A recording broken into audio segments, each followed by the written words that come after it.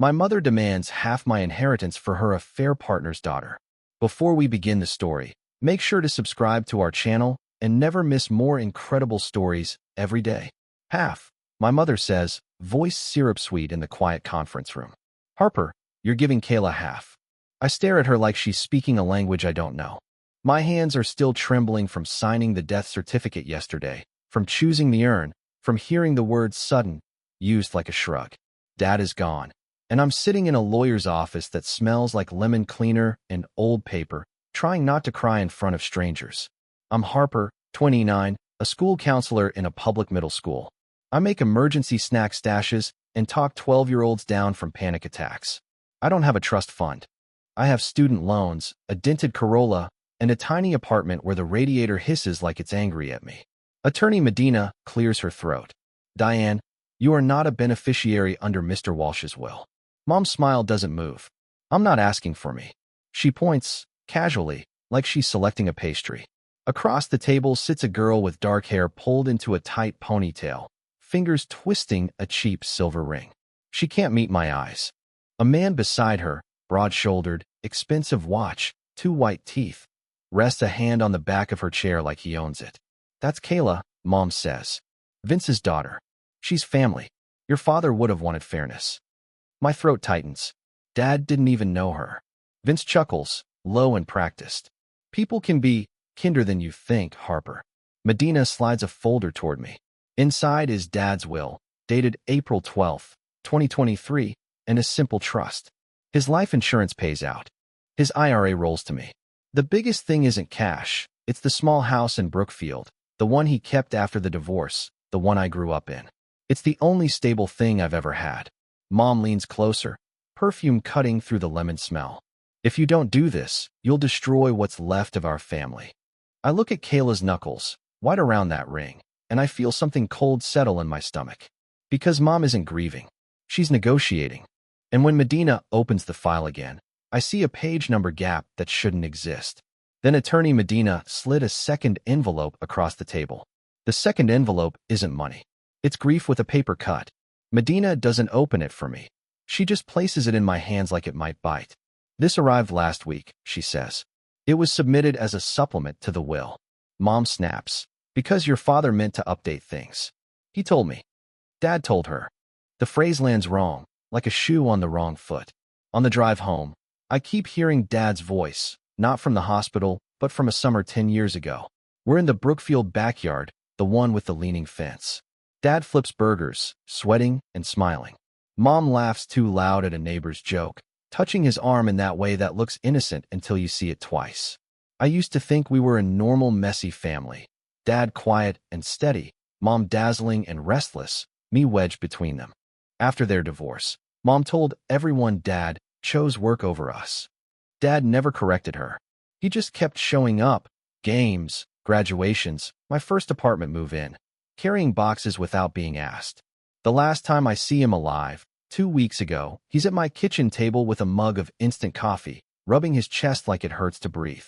He smiles anyway. You're good at what you do, he says. I laugh because it feels safer than crying. I talk kids through meltdowns, Dad. I don't save lives. You save futures, he replies, and it's so sincere I have to look away. Now Mom is telling me what Dad would have wanted, like she's the keeper of his conscience. But the memory that keeps replaying is not her crying at the hospital. It's her in the hallway, turning her phone screen away from me, whispering, "Not now," like someone is waiting. At home, I set Medina's envelope on my counter. It's unsealed. The paper inside is a single page with a new signature line and a date typed in bold, February 3rd, 2026. I don't open it yet. I go to Dad's house instead, because I need to smell him, to stand in rooms where he still exists. In his bedroom, the nightstand drawer sticks. When it finally gives, a thin stack of mail slides forward, and on top is one envelope with a name that makes my stomach drop. In Dad's nightstand, I find an envelope addressed to Vince. I don't open Vince's envelope right away. I hold it like it's contaminated, like whatever's inside will turn Dad into a problem. My phone buzzes.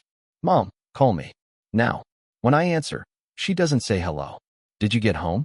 I'm at Dad's house. A beat. Good, she says too fast. Then you can grab the jewelry box from his closet. He wanted me to have it. He wanted you to have it? I repeat, and my voice cracks on wanted. Harper, don't do this. She snaps, then softens instantly. I'm trying to keep things peaceful. Kayla is 17. She didn't ask to be born into this. Into what? I say. Your choices. Mom's breath goes thin. Vince and I didn't plan for any of this. But your father would have wanted compassion. He always said you were the compassionate one. The compliment is a hook. She praises me only when she needs me to bend. That evening I meet them at the Brookfield house because Mom insists face-to-face is better. Vince stands in my father's doorway like he belongs there. Kayla hovers behind him, shoulders folded inward. This is awkward, Kayla murmurs when Vince looks away. I'm sorry. Her apology sounds real, and it makes me angrier. Mom settles at Dad's dining table. We're not monsters, she says. We're asking you to share. Half the insurance. Half the IRA. Half the house when you sell. I'm not selling, I say. Vince's smile stays bright. Everyone sells, Harper. You'll want a better place someday. I grip the chair back to steady myself. Why are you here? To make sure my daughter isn't punished for adults, he says. Fairness matters. Mom reaches for my hand. He's been helping us, she whispers. With paperwork. He understands finances. There's the slip. Us. Dad didn't mention you. I say. Not once. Vince's eyes flicker. 1 second of something sharp, then the charm returns. Maybe he didn't have to, he replies. Maybe he showed it. Kayla's gaze darts to him, like she's checking whether she's allowed to breathe. When they leave, Mom lingers in the doorway. Open the supplement, she says, voice syrup again. Just do the right thing. I wait until their taillights vanish. Then I tear open Vince's envelope with shaking fingers. The return address on Vince's envelope is my father's bank. Inside Vince's envelope is a printout on letterhead from Lakeview Community Bank, dated February 4th, 2026. Subject: Request for beneficiary change, received. Under Requested Beneficiary, a name is typed neatly. Kayla Benton, 50%. Harper Walsh, 50%. At the bottom is a scribble meant to be my father's signature. For half a second I think, stupidly, maybe Dad did this.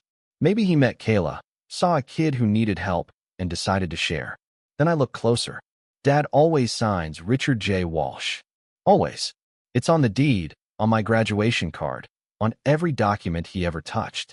This form says Richard Walsh. No middle initial, and the last name curls wrong. Too tight, like someone copying from memory. My phone buzzes.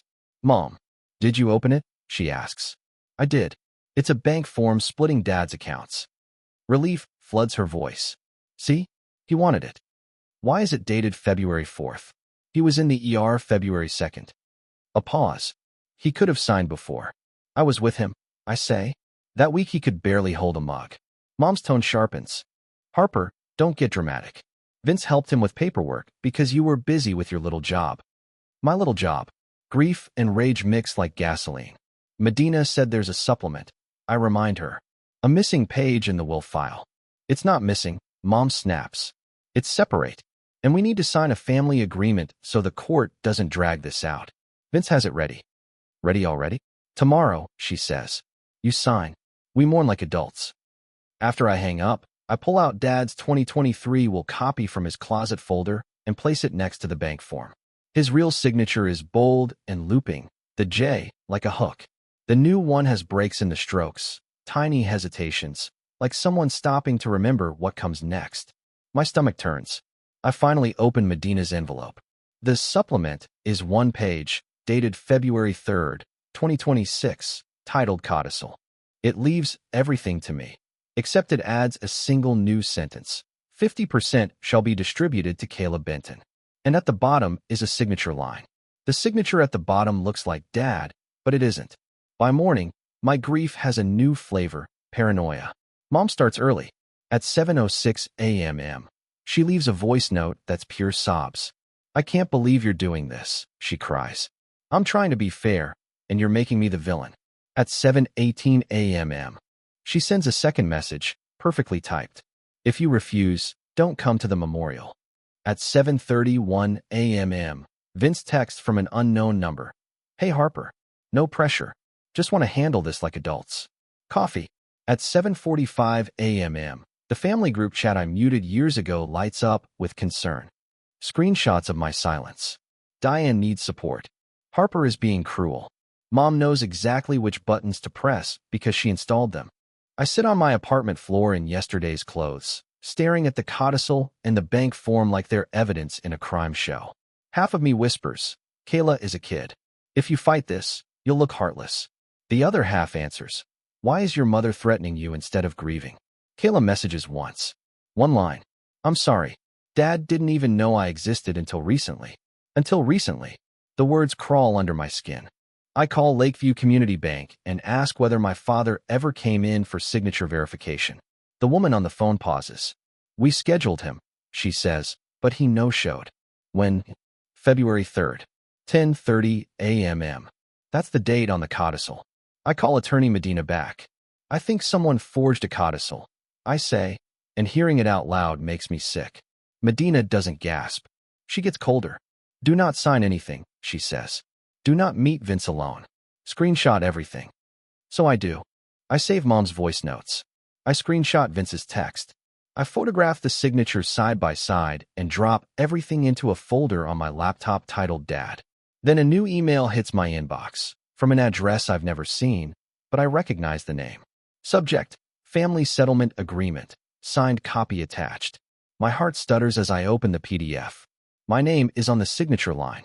At 2:13 a.m., a text arrives with a photo of my signature. I don't sleep. I just refresh my email like the next click will bring my dad back. By noon, I'm in Attorney Medina's office, laptop open, palms damp. I slide the PDF across. I didn't sign this, I say. I don't even know how they got my signature. Medina reads without reacting. That scares me more than anger would. This is a family settlement agreement, she says. It's you handing over half your inheritance so nobody has to prove anything in probate. I thought probate decides, I whisper. It can, she says. But people use agreements to dodge the court. Voluntary is the whole trick. You are not volunteering. She pulls up the codicil on her screen. A codicil has to be executed like a will. Original paper, proper witnesses, clear intent. She zooms in. The witness lines exist, but the names look faint, like they were typed and erased. Forgers don't love witnesses, Medina adds. Witnesses talk. My stomach twists. So they can submit this and I just lose? They can submit anything, she replies. The court decides validity, and we're going to challenge it. She taps the settlement agreement again. But this is the immediate danger. Your signature is pasted in like a decal.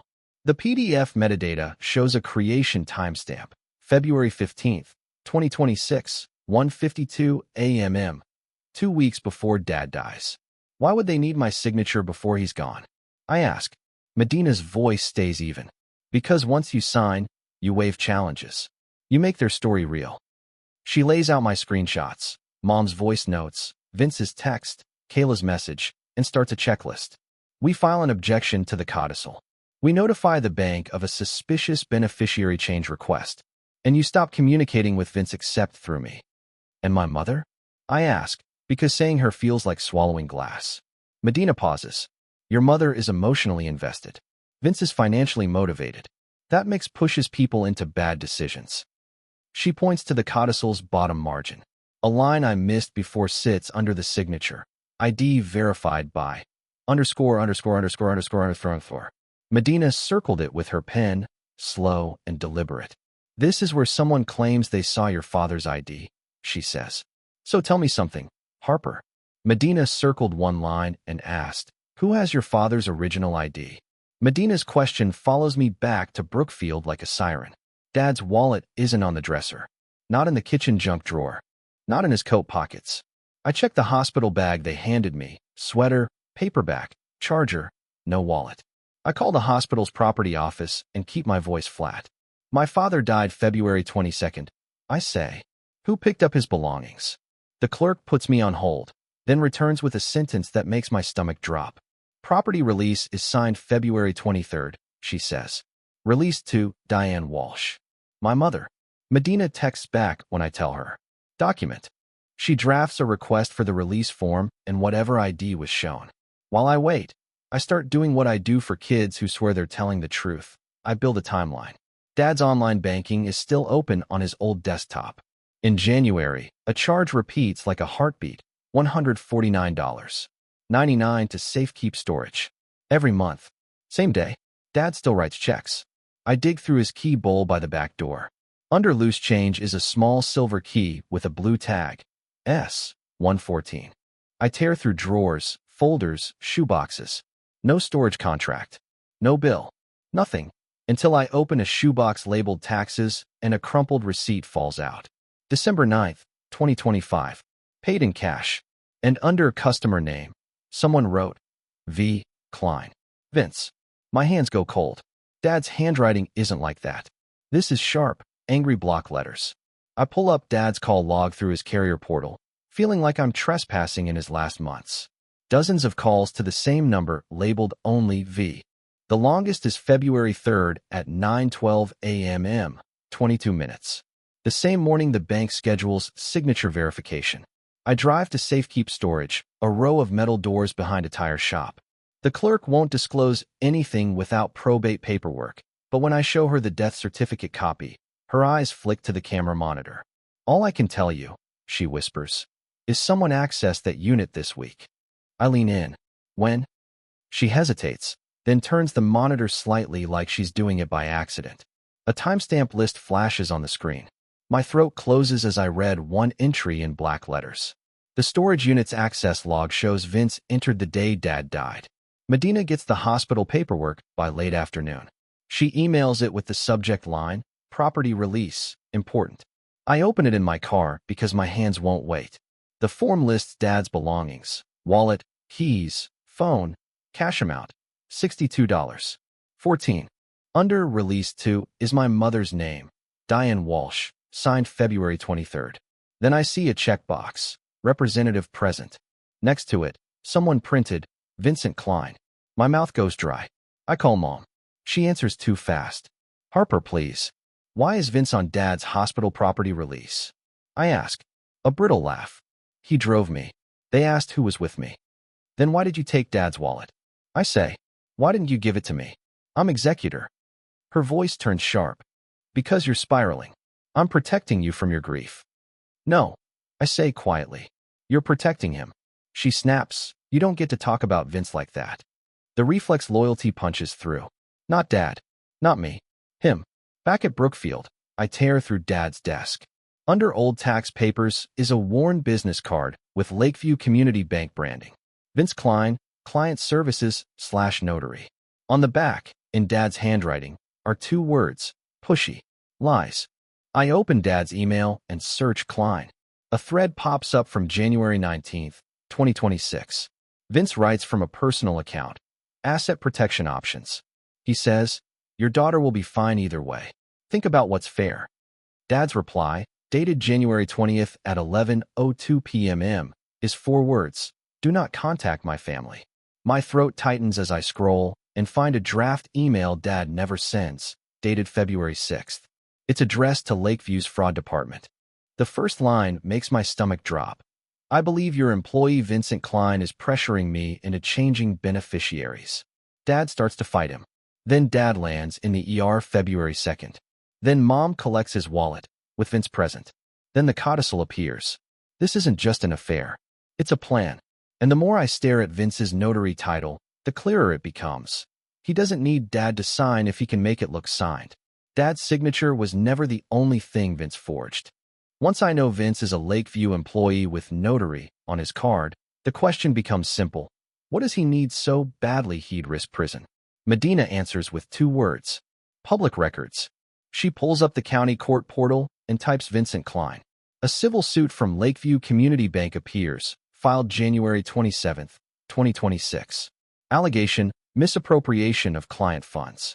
Amount, $118,430. Hearing set for March 4th. 2 more cases stack underneath. Credit judgments, liens, numbers that smell like panic. He's drowning, Medina says. And he wants your inheritance as a life raft. I swallow. So why is my mother doing this? Medina's fingers hover, then she types Diane Walsh. A different record opens, a loan collection filing. Date, January 29, 2026. Amount, $42,000.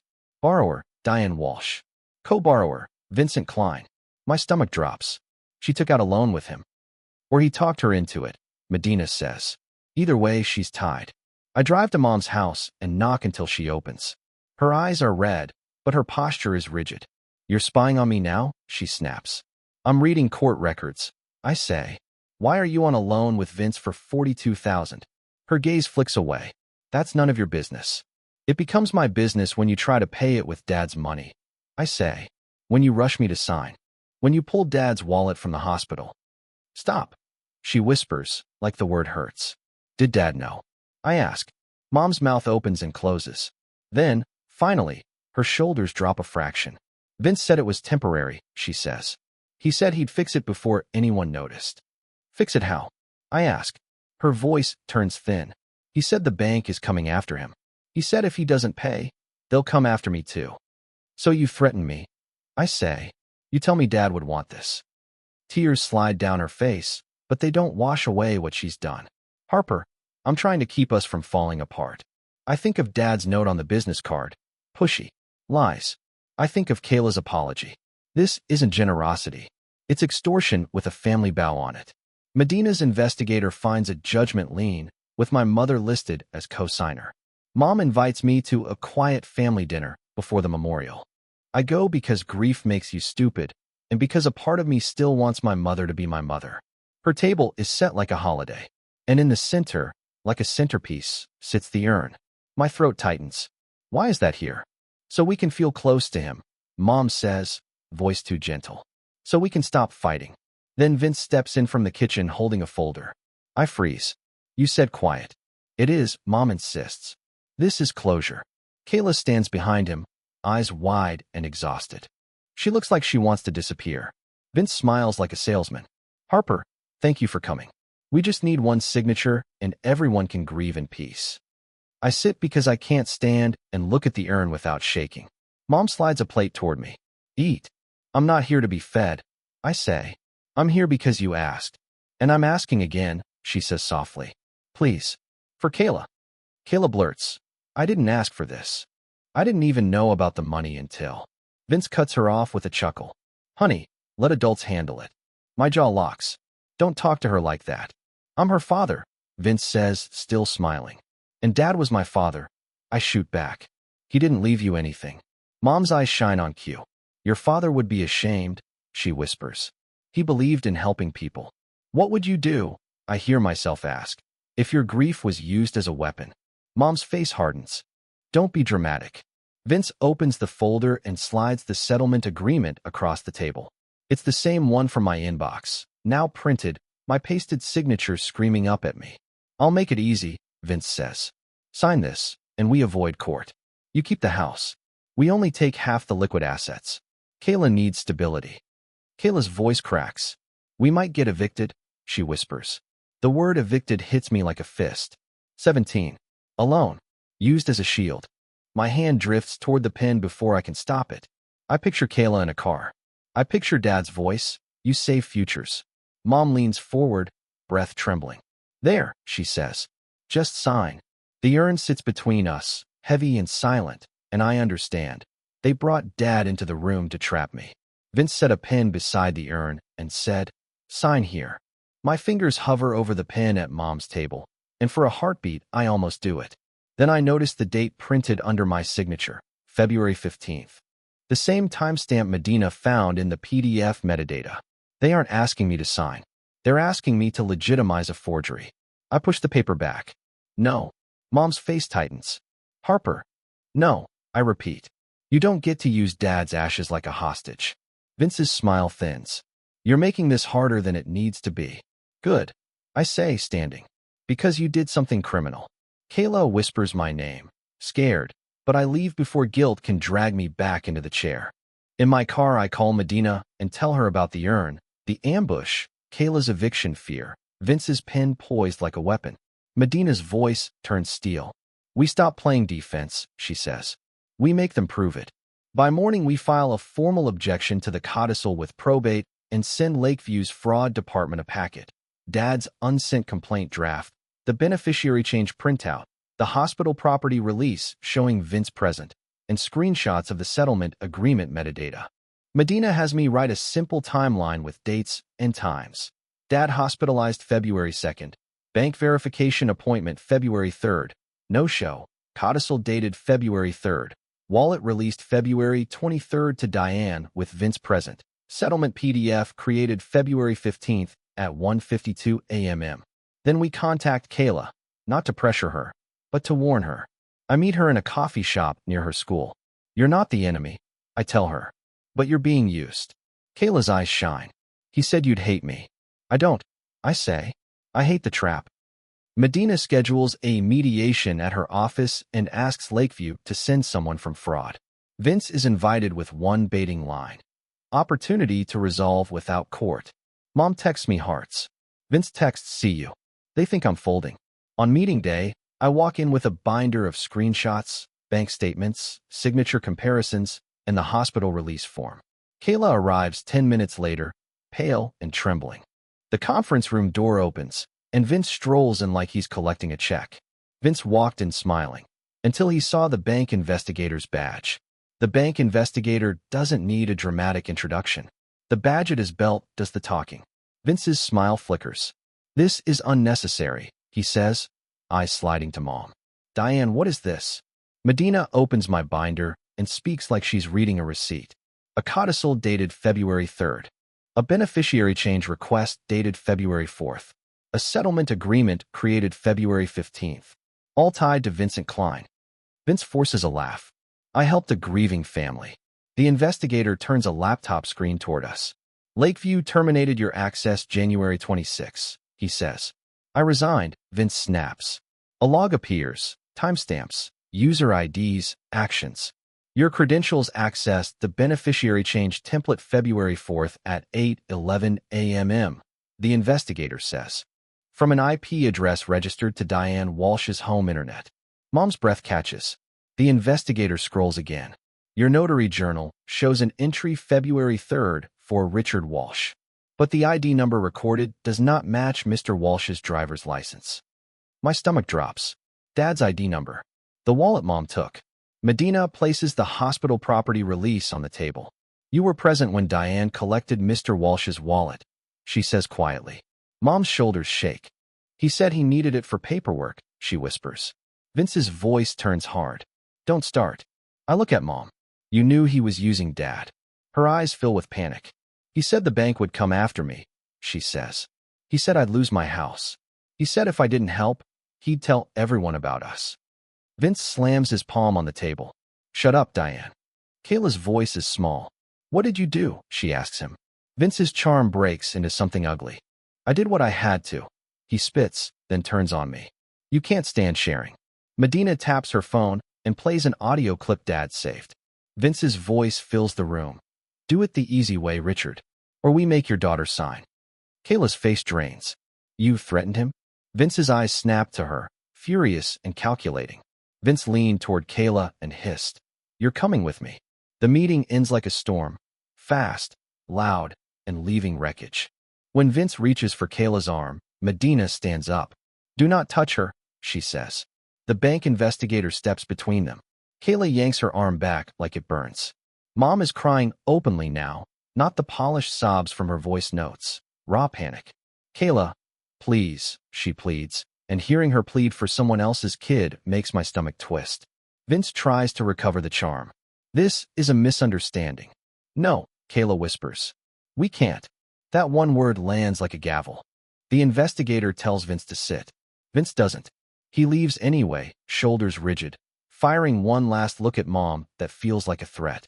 Mom flinches like she's been trained. Afterward, Medina moves into action. We file a police report for identity theft and attempted fraud. The officer gives me a case number and says, you did the right thing. I don't feel right. I feel hollow. Lakeview freezes any pending beneficiary changes tied to Dad's accounts and opens an internal investigation. Probate schedules a hearing on the codicil challenge. Suddenly my calendar is full of court dates instead of grief. The memorial comes and goes in a blur. Mom doesn't show. Vince doesn't show. People notice, and the silence fills with rumor. Kayla texts that night. He's calling nonstop. He says I owe him. She's at a friend's house because she's scared to go home. You don't owe him anything. I type back. If you're in danger, text help. I want to offer my couch, but Medina warns me about boundaries while everything is active. So I send Kayla teen resources, hotline numbers, and Medina's office line. It feels small, but it's honest. That night, I drive to Brookfield and sit on Dad's closet floor, clutching his coat until my hands cramp. I cry so hard I hiccup, then go numb, then cry again. Then the anger comes back, sharp and clean. My mother took Dad's wallet from the hospital. She sat at a table with his urn and tried to trade his death for cash. My phone lights up with her name. The next day, Mom leaves a voicemail that changes everything. Mom's voicemail is 3 minutes long, and I listen to it in my parked car like it's a bomb. Her voice is small. No performance. Harper, she says, I did something unforgivable. She admits picking up Dad's wallet and letting Vince handle things. Then she says the part one don't expect. Your father knew about Kayla, Mom whispers. Not half. Not like this. But he knew. And he left something. My chest tightens. Dad wasn't just dying. He was fighting a quiet war. Mom keeps talking. Dad rented a safe deposit box at Lakeview after Vince started pressuring him. Dad told her once, during a fight, if anything happens, Harper gets the key. Mom found the key in Dad's wallet at the hospital. She panicked. She gave it to Vince. I thought he was protecting me, she sobs. He said he'd put everything back. I was wrong. Medina meets me at the bank the next morning. Lakeview confirms the box exists and confirms an attempted access request hit their system February 24, denied for lack of authorization. Vince tried to open it. I text Mom once. We communicate through Medina now. Get therapy. No exceptions. She replies with a single word. Okay. While paperwork processes, I text Kayla. Are you safe today? She replies, at school. He's outside sometimes. Medina's voice turns practical. We can't fix her life with your inheritance, she says. We can protect her with boundaries. So I offer Kayla something clean. Help getting support services, college aid guidance. And, if Dad truly left her something legitimate, I'll honor that exact amount in writing, paid directly to a school or landlord, never to Vince. Kayla texts back. I just want him to stop. Me too. Finally, the banker returns with a small metal tray and a key. My hands feel detached as I turn it in the lock. The door opens, and cold air spills out like a breath held too long. Inside are a few envelopes, a USB drive, and one item wrapped in brown paper. And right on top is one sealed letter with a name in my father's handwriting. Inside the safe deposit box, I find a sealed letter addressed to Kayla. I open the letter in Medina's office because my hands won't stop shaking. Dad's handwriting is unmistakable, bold loops, the J hook he always used, like a fingerprint. Kayla, he writes. If you're reading this, it means adults failed you. My throat tightens on the first line. He explains, plainly, that he learned about Kayla in January. Vince approached him at the bank, like I'm a wallet with a heartbeat, and Dad refused to let fear decide anything. I won't punish you for your father, Dad writes, but I also won't fund his damage. He leaves Kayla a specific gift, $8,000 for tuition or job training, paid directly to a school. He underlines directly twice. Then, Harper, if you're reading this too, I'm sorry you're carrying it. And the line that finally breaks me. Keep the Brookfield house if it still feels like home. The USB drive holds Dad's quiet insurance policy, Vince's emails, a recording of "Or We Make Your Daughter Sign," and a short video Dad films on February 1st. If anything changes after I'm gone, it's not me. When the bank and police review it, Vince's story collapses. Charges follow, and his notary commission is pulled. For the first time since Dad died, the threat feels smaller than the truth. Mom doesn't get a clean redemption arc. I require therapy and written boundaries before I speak to her again. She signs a repayment plan for the loan she took out with Vince, because tears don't erase contracts. Kayla blocks Vince and stays with a friend's family until things settle. When she enrolls in community college, Dad's $8,000 goes straight to tuition and a laptop. Not a dime passes through Vince's hands. You didn't take anything from me, I tell her. They tried to use you. I keep my inheritance because Dad meant it to be my stability. I move back into Brookfield slowly and let the house become mine without erasing him.